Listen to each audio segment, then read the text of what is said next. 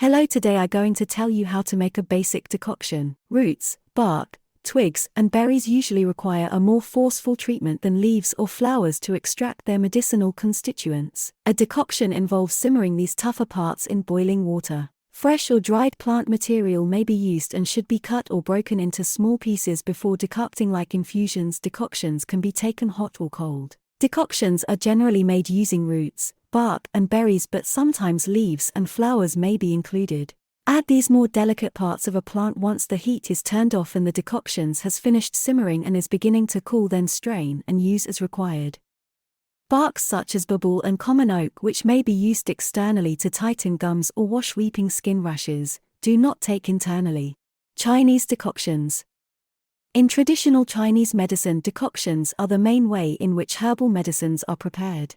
Large quantities of herb are often used to produce a highly concentrated liquid, or the decoction is further reduced so that there is only 200 milliliters of liquid remaining. This increases the preparation's concentration. This process is useful for astringent. Standard quantity: 20 g dried or 40 g fresh herb, or mixture of herbs, to 750 milliliters cold water, reduced to about 500 milliliters after simmering. This makes 3 to 4 doses. Standard dosage: take 3 to 4 doses, 500 milliliters.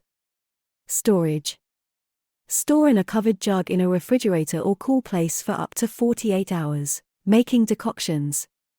1. Place the herb in a saucepan. Cover with cold water and bring to the boil.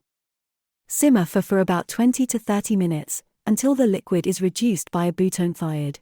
2. Strain the liquid through a sieve into a jug. Pour the required amount into a cup, then cover the jug and store in a cool place. Thanks for watching. Like and subscribe.